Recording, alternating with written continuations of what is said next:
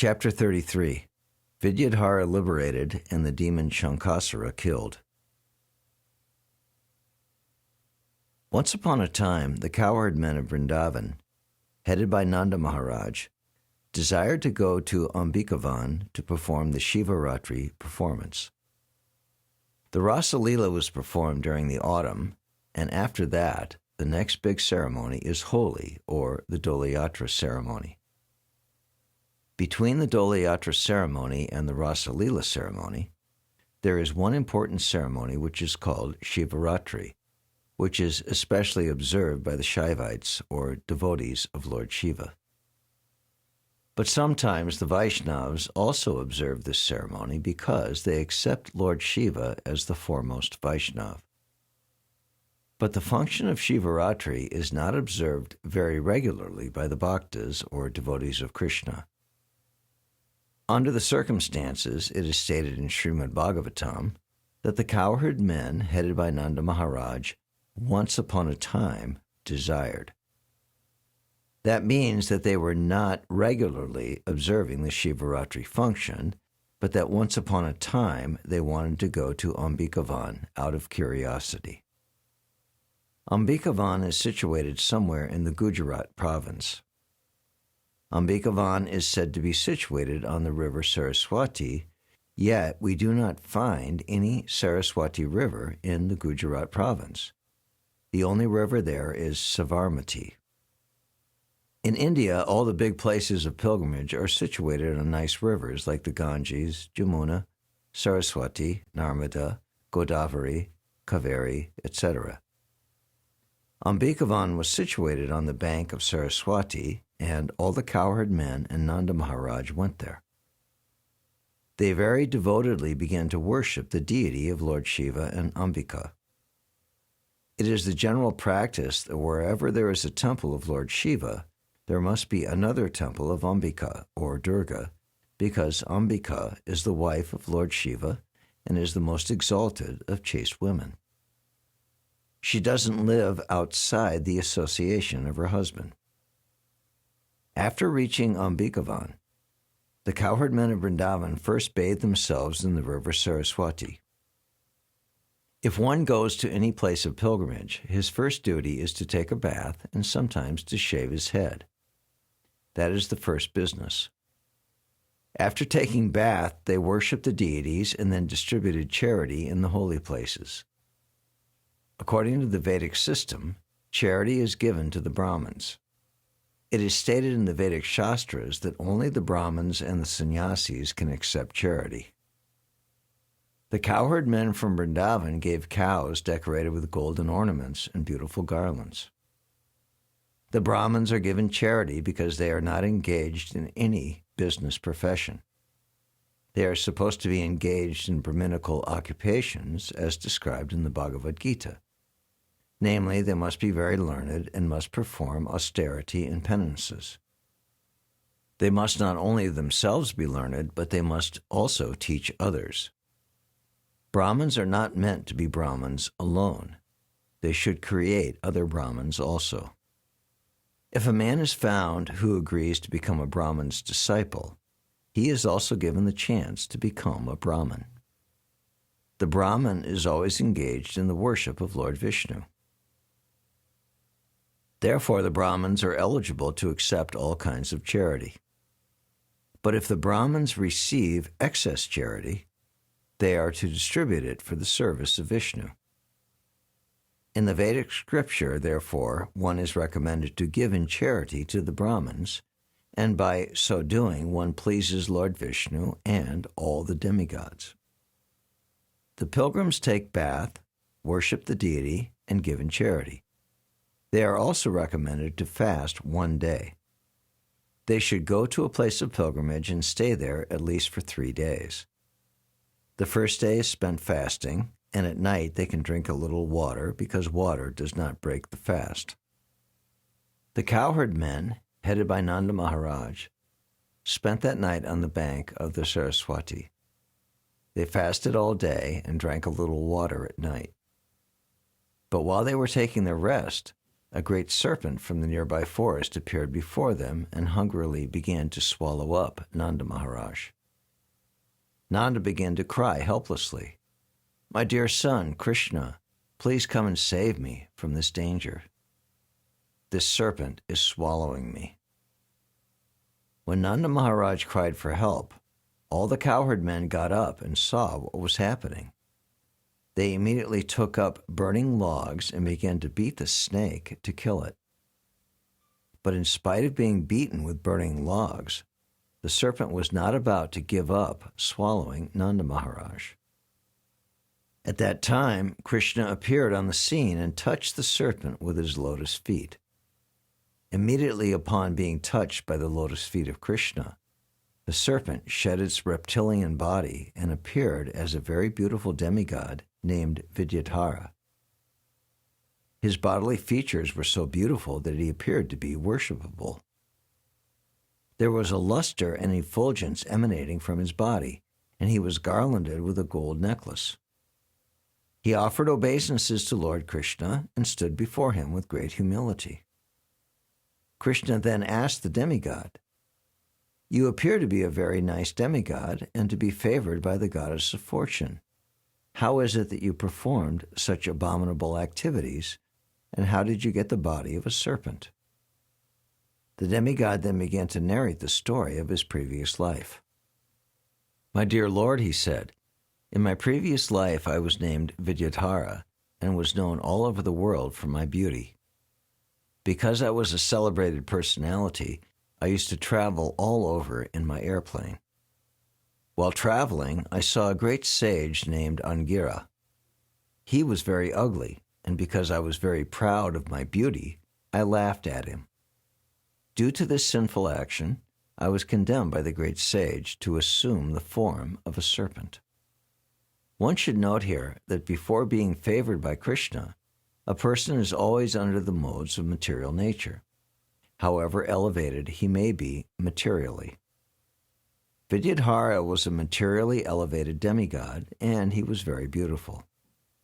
He also held a great material position and was able to travel all over by airplane. Yet he was condemned to become a serpent in his next life. Any materially elevated person can be condemned to an abominable species of life if he is not careful. It is a misconception that after reaching the human body, one is never degraded. Vidya himself states that even though he was a demigod, he was condemned to become a serpent. But because he was touched by the lotus feet of Krishna, he immediately came to Krishna consciousness. He admitted, however, that in his previous life he was actually sinful. A Krishna-conscious person knows that he is always the servant of Krishna. He is most insignificant, and whatever good he does is by the grace of Krishna and the spiritual master. The demigod Vidya continued to speak to Sri Krishna. "Because I was very proud of the exquisite beauty of my body," he said, "I derided the ugly features of the great sage Angira. He cursed me for my sin, and I became a snake. Now I consider that this curse by the sage was not at all a curse. It was a great benediction for me.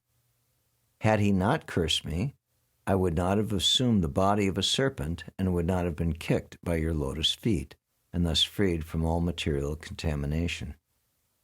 In material existence, 4 things are very valuable: to be born in a decent family, to be very rich, to be very learned, and to be very beautiful. These are considered to be material assets. Unfortunately, without Krishna consciousness, these material assets sometimes become sources of sin and degradation. Despite Vidyadhara's being a demigod and having a beautiful body, he was condemned to the body of a snake due to pride. A snake is considered to be the most cruel and envious living entity, but those who are human beings and are envious of others are considered to be even more vicious than snakes.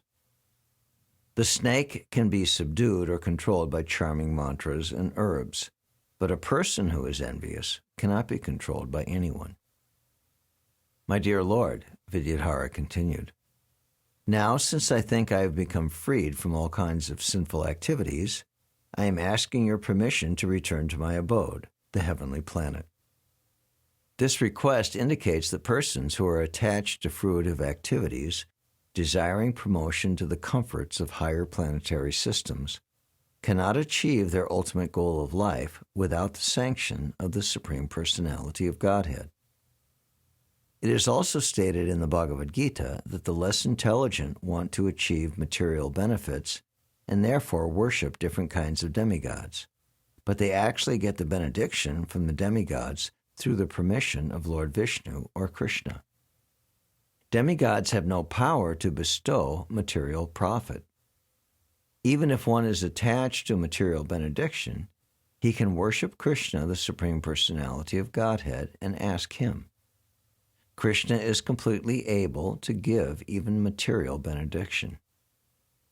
There is a difference, however, in asking material benediction from the demigods and from Krishna. Dhruva Maharaj worshipped the Supreme Personality of Godhead for material benediction, but when he actually achieved the favor of the Supreme Lord and saw him, he was so satisfied that he refused to accept any material benediction. The intelligent person does not ask favors from or worship the demigods. He directly becomes Krishna conscious, and if he has any desire for material benefit, he asks Krishna, not the demigods. Vidya, awaiting permission of Krishna to return to the heavenly planets, said, "Now because I am touched by your lotus feet, I am relieved from all kinds of material pangs. You are the most powerful of all mystics. You are the original Supreme Personality of Godhead. You are the master of all the devotees. You are the provider of the planetary systems, and therefore I am asking your permission. You may accept me as fully surrendered unto you. I know very well that persons who are constantly engaged in chanting your holy name attain release from all sinful reactions, and certainly persons who are fortunate enough to be personally touched by your lotus feet are freed.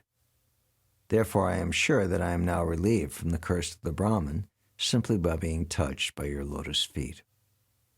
In this way, Vidyadhara got permission from Lord Krishna to return to his home in the higher planetary system. After receiving this honor, he began to circumambulate the Lord. And after offering his respectful obeisances unto him, he returned to his heavenly planet. Thus, Nanda Maharaj also became relieved from the imminent danger of being devoured by the snake.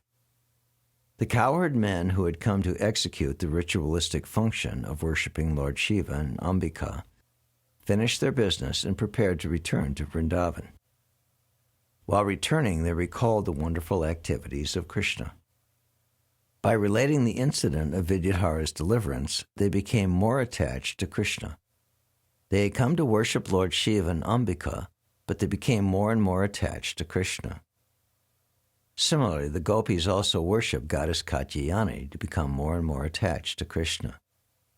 It is stated in the Bhagavad Gita that persons who are attached to worshipping demigods like Lord Brahma, Shiva, Indra, and Chandra for some personal benefit are less intelligent and have forgotten the real purpose of life. But the cowherd men, inhabitants of Vrindavan, were no ordinary men. Whatever they did for Krishna. If one worships demigods like Lord Shiva and Lord Brahma to become more attached to Krishna, that is approved. But if one goes to the demigods for some personal benefit, that is condemned. After this incident, on a very pleasant night, both Krishna and his elder brother Balaram, who are inconceivably powerful, went into the forest of Vrindavan.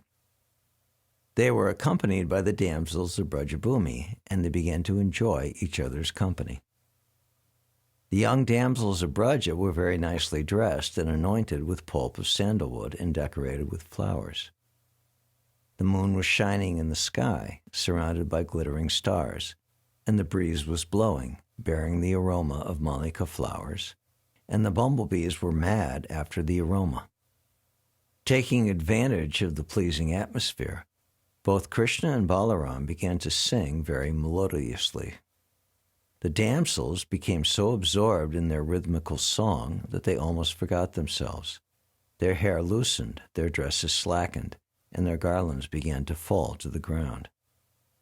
At that time, while they were so much absorbed, almost in madness, a demon associate of Kuvera, the treasurer of the heavenly planets, appeared on the scene. The demon's name was Shankasara because on his head there was a valuable jewel resembling a conch shell. Just as the two sons of Kuvera were puffed up over their wealth and opulence and did not care for Narada Muni's presence, this Shankasara was also puffed up over material opulence. He thought that Krishna and Balaram were two ordinary cowherd boys enjoying the company of many beautiful girls. Generally, in the material world, a person with riches thinks that all beautiful women should be enjoyed by him. Shankasara also thought that, since he belonged to the rich community of Kuvera, he, not Krishna and Balaram, should enjoy the company of so many beautiful girls. He therefore decided to take charge of them. He appeared before Krishna and Balaram and the damsels of Braja and began to lead the girls away to the north. He commanded them as if he were their proprietor and husband, despite the presence of Krishna and Balaram. Being forcibly taken away by Shankasara, the damsels of Braja began to call the names of Krishna and Balaram for protection. The two brothers immediately began to follow them, taking up big logs in their hands. "Don't be afraid, they called to the gopis. "We are coming at once to chastise this demon." Very quickly they reached Shankasara. Thinking the brothers too powerful, Shankasara left the company of the gopis and ran for fear of his life. But Krishna would not let him go. He entrusted the gopis to the care of Balaram and followed Shankasara wherever he fled. Krishna wanted to take the valuable jewel resembling a conch shell from the head of the demon. After following him a very short distance, Krishna caught him, struck his head with his fist, and killed him. He then took the valuable jewel and returned. In the presence of all the damsels of Braja, he presented the valuable jewel to his elder brother, Balaram. Thus ends the Bhaktivedanta purport of the 33rd chapter of Krishna, Vidya, Dhara liberated, and the demon Shankasara killed.